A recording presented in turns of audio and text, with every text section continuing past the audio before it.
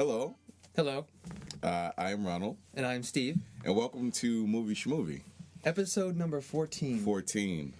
Hallelujah. We've made it to a good place. To an even number in two digits. Yes. Keep it going, man. Speaking of even numbers, our review is on the movie 50/50. Right. Jonathan, is it Levine or Levine?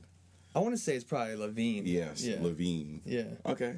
So we're going to review that, but before that, we're going to do the Mighty Minute review, which is X-Men First Class, which to me is an incredible movie.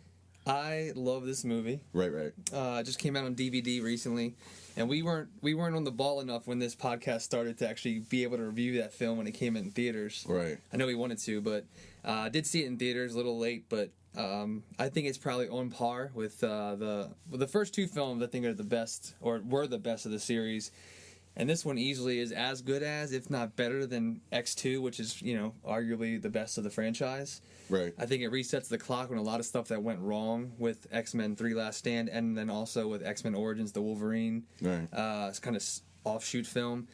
Really cool backstories, amazing acting from Michael Fassbender, who plays Magneto. Or Eric, early days of Eric.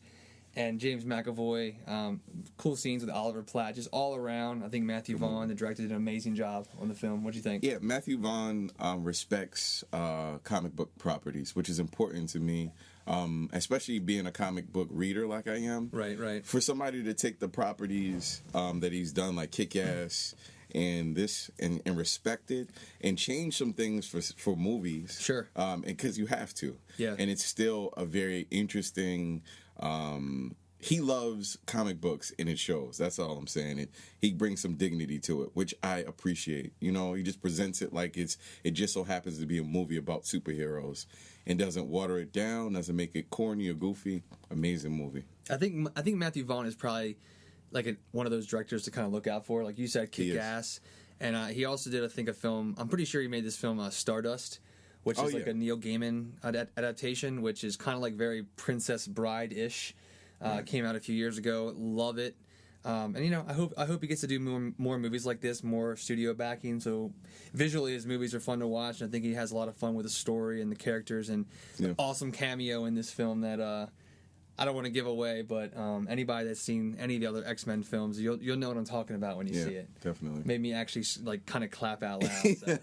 Definitely check out X-Men First Class on DVD, Blu-ray, pretty much anywhere you could find it right now. So transitioning into our feature review, like Ronald was saying, this week we're going to be talking about the Jonathan. Wow. Right. 3 syllables just aren't my thing right now. The Jonathan Levine new film called 50/50. Starring Joseph Gordon-Levitt, Seth Rogen, Anna Kendricks. Who else do we have in here? Bryce Dallas Howard. Matt Frewer has a small role in it, as well as what's his name? Philip Baker Hall.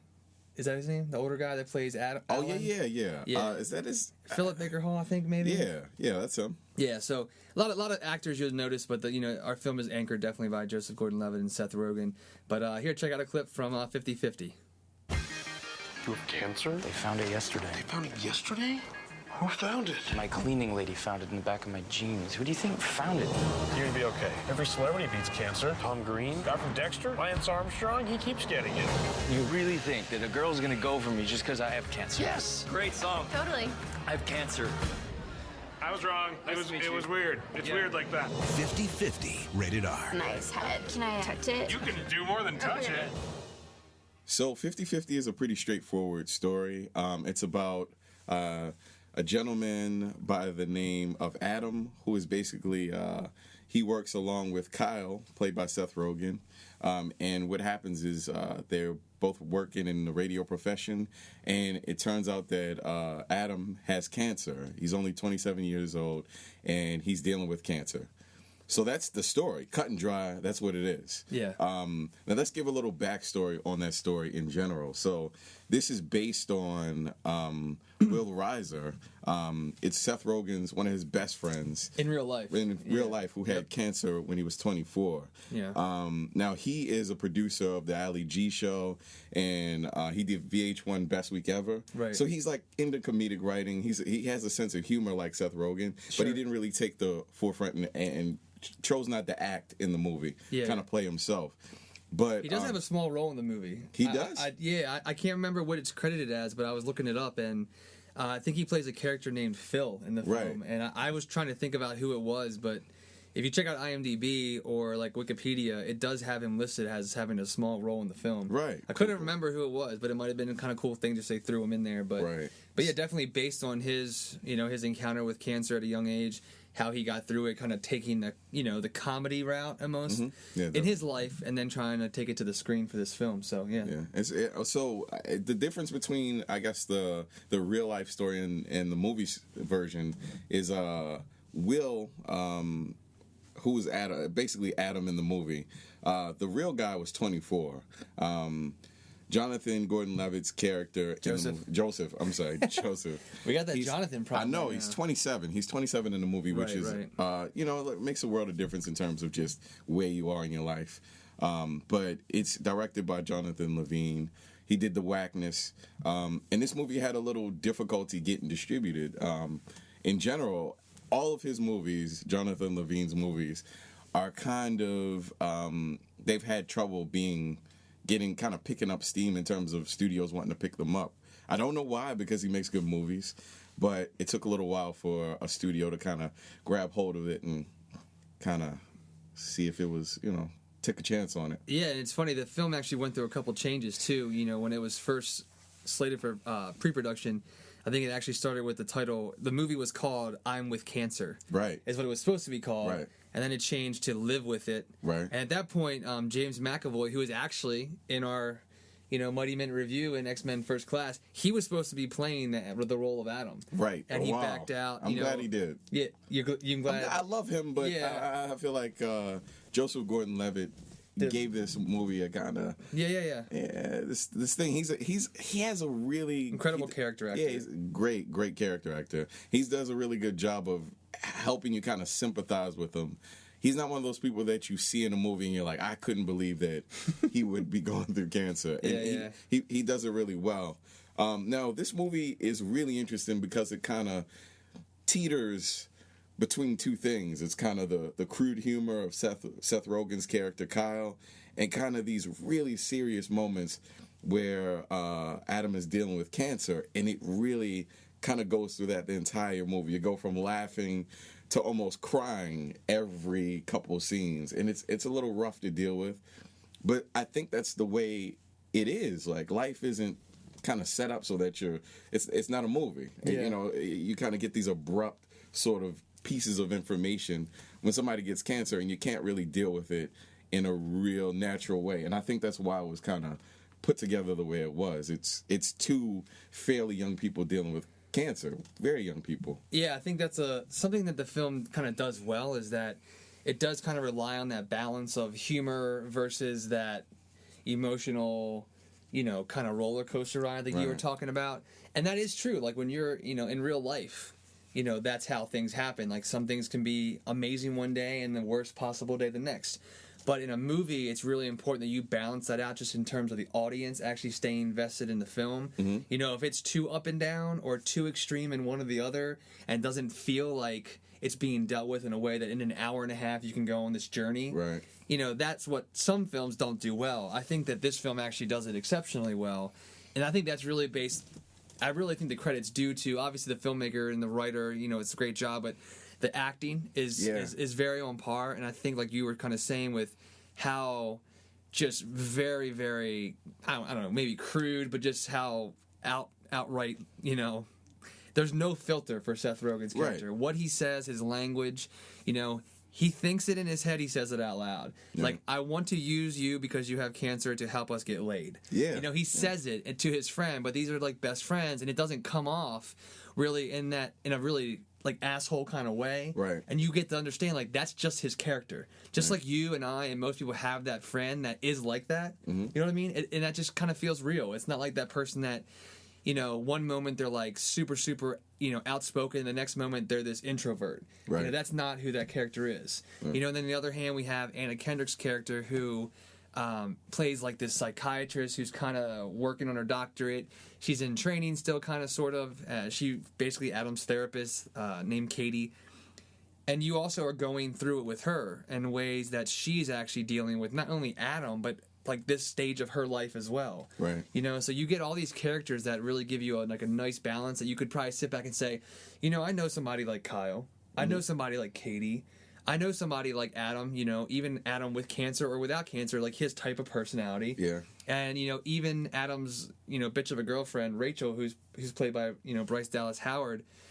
You can relate to so many characters in this film that also brings that sense of like balance. You know what I mean? So I think that worked really well. Yeah, it did. The one of the problems I'll say though is the predictability of the relationships. Very early, you can tell what's going to happen. The girlfriend is obviously a bitch. Yeah. The psychologist is obviously somebody who catches his eye. It's very predictable what's going to happen. Sure. Very early on. But I mean, this movie has enough heart that you can kind of forgive it for its predictability. Yeah. One thing you really don't get to see also is that Adam's character doesn't really develop too much beyond the cancer stuff. So when you see him, maybe 5 minutes into the movie, he's diagnosed with cancer. You don't really get to see how he is prior to that. Right. You don't really get to see his previous life. So your attachment to him is solely based on everything that happens afterwards. Yeah. And even though that's a big flaw in the development of the character,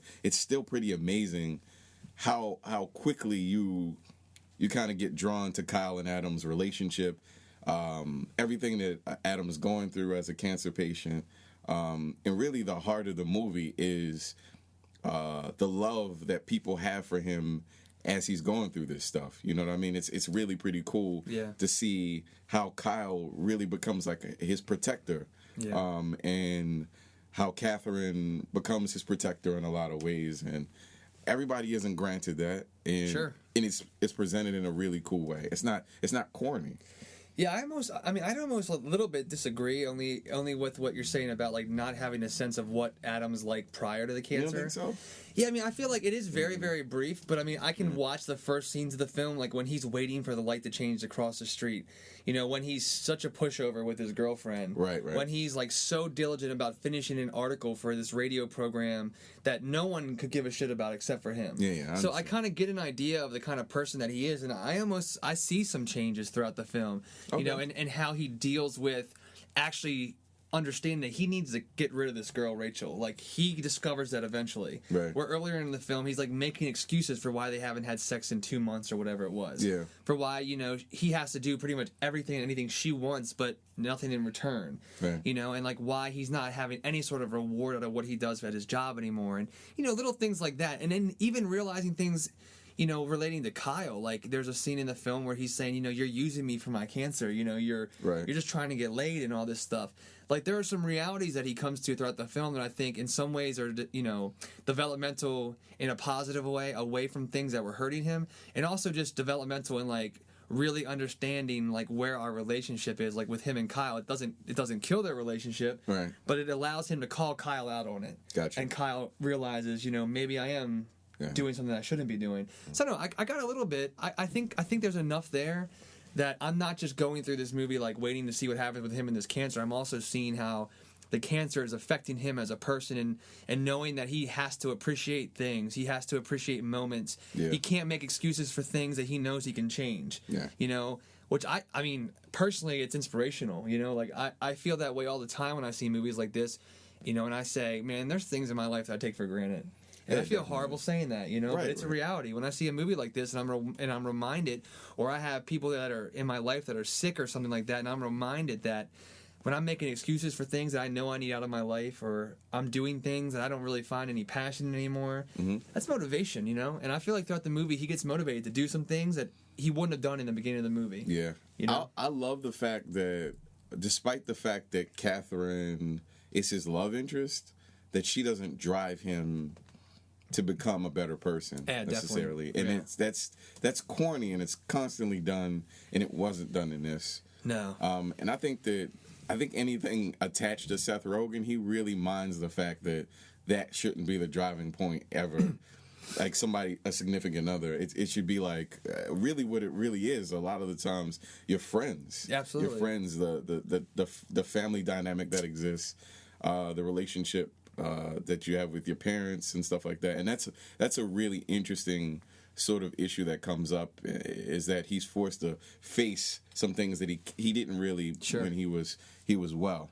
So I liked it. I liked how that was put together. You know, I just looked this up, and I actually want to correct myself. I take it back. Will Reiser, I don't think was in the movie. Well, he was. I don't think he was. I thought I saw his name on one of these like press kit sheets, and it was Will something else. My apologies. That's cool. But yeah, I don't want to distract from this conversation. What I wanted to kind of transition into a little bit, so we could talk about this, was I don't know if you kind of caught this, but they're very minor characters in the film, but I took a lot of notes on them, and it really kind of made an impact on me. Was Alan and Mitch. When Adam goes through the hospital for his first chemotherapy treatment, Alan and Mitch. You know, he meets these two older gentlemen. Like I said, Alan is played by Philip Baker Hall, and Mitch is played by Matt Frewer. Minor roles in the film, you don't see them a whole lot, but there are scenes that they're in that really provide us, like, I think they are the pathos of this film. Like, they're the emotional, like, kind of reality check for you, because a lot of the scenes with Kyle and with Katie and with Rachel, you know, they're funny, they're absurd at times, they're kind of like, oh man, that's ridiculous. Right. But then when you see these scenes when he's sitting with these two cancer patients trying to get through this, and he sees what he may get to it someday, I think it puts it in check. Definitely. And it made me, it put me in check, you know, because in the course of the film, that first scene when he sits down with him in the chemotherapy room in these nice recliners, and they're, you know, hooked up to the machines.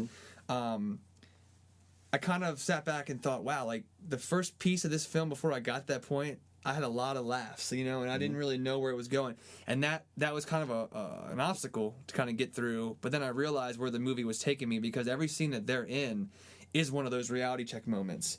You know, they have a moment the first time where, like, you know, Alan offers him like some, you know, pot macaroons that his wife made him, or Mitch's wife made.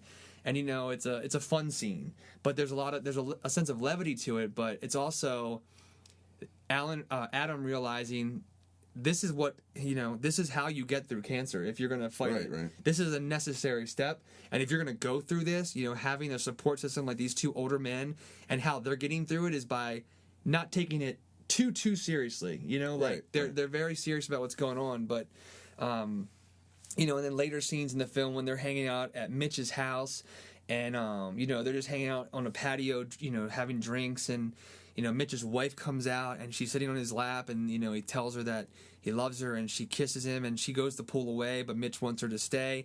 And I think Adam is watching this, and you can see him realizing, like, everybody that this happens to, not only does it affect them, he starts to see how it affects everybody in their lives. Oh, yeah. You know, I think it's Adam's first perspective that this is not just me having to deal with my friend Kyle or my ex-girlfriend Rachel or this new psychiatrist. You know, he sees this gentleman and his wife, and how this relationship's affected by it. Yeah. And I think that gives him a really good sense of perspective, and, you know, another big scene of emotion. And then there's a scene after that, you know, in the chemotherapy room, which I feel like is one of those scenes you're talking about, like where earlier when you're crying. Yeah. And I don't want to, you know, give too much away with the scene, but it's a very powerful scene, and it's another scene.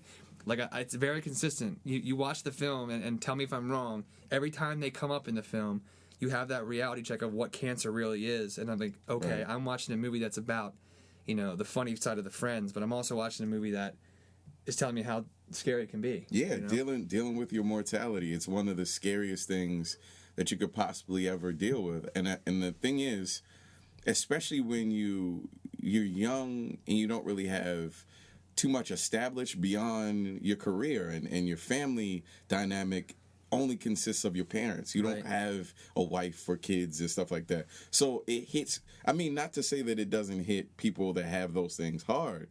I mean, it doesn't hit them hard, but I'm just saying, for someone that doesn't have any of that stuff, it hits them hard, because they're like, there's so much potential. I could do all this stuff. Yeah. And you get to see that along the way, which is really sad. It's really sad to see somebody that young deal with their mortality. It's just one of those things. So, overall, I think that that's handled really well. Yeah, absolutely. I do not like sometimes.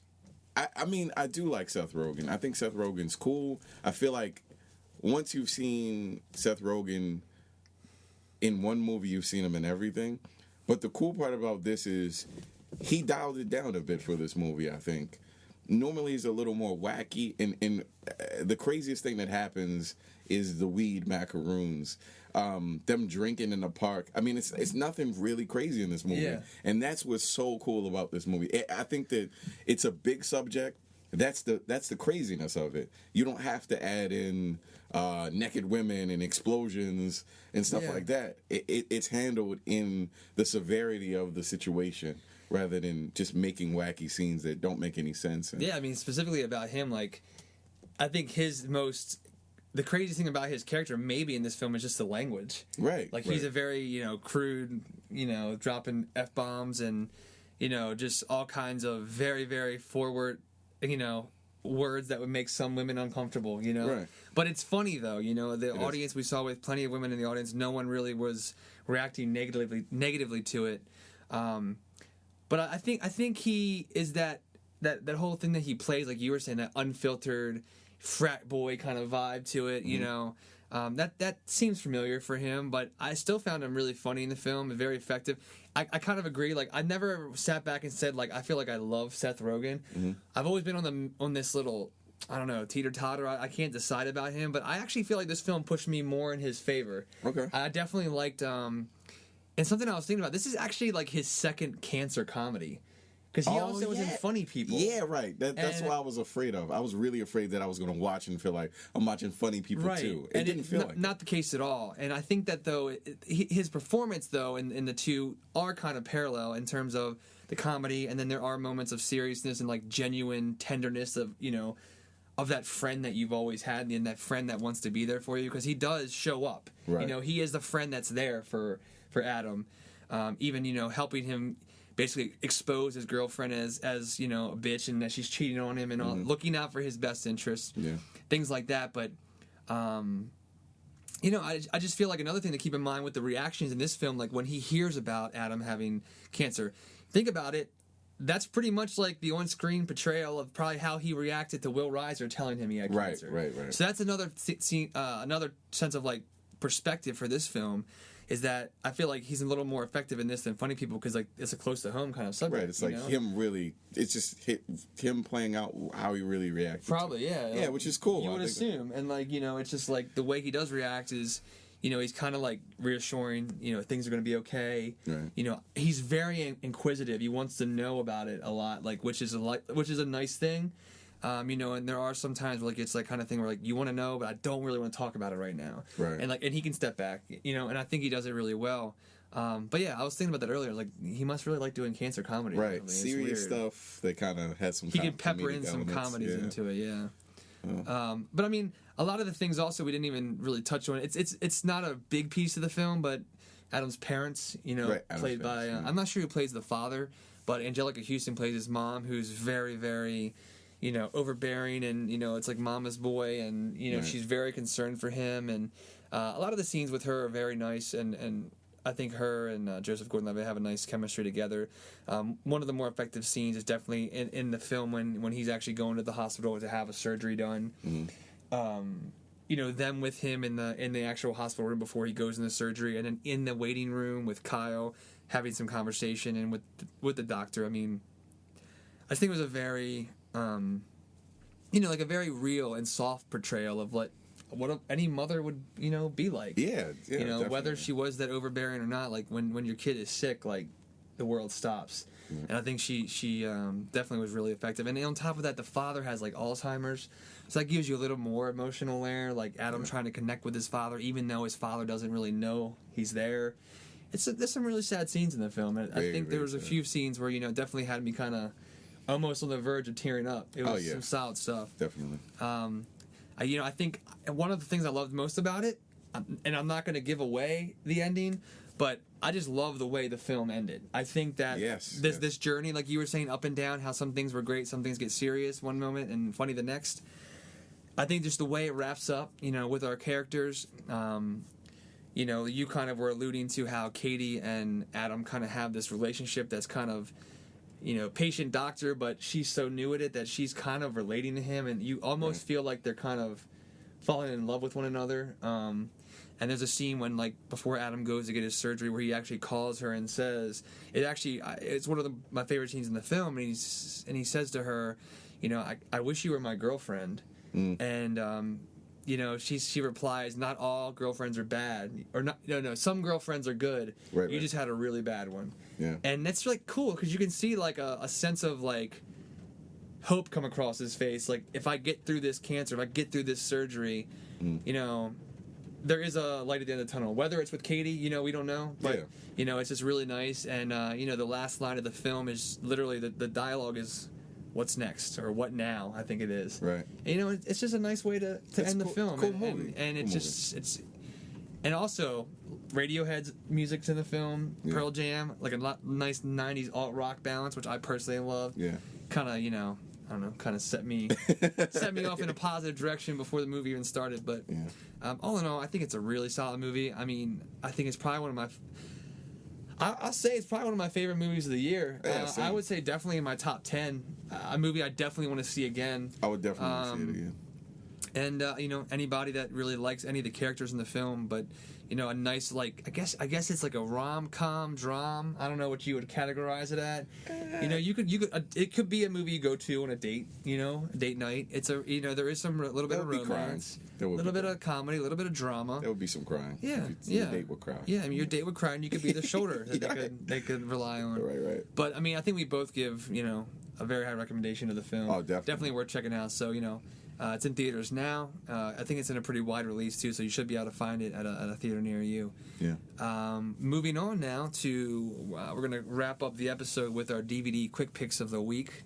Do you want to kick us off you normally do? So I chose to do Jonathan Levine's movie The WACKNESS, which was released in 2008. This movie has amazing significance to me. So I started getting into hip-hop around 2004. I was about 11 years old.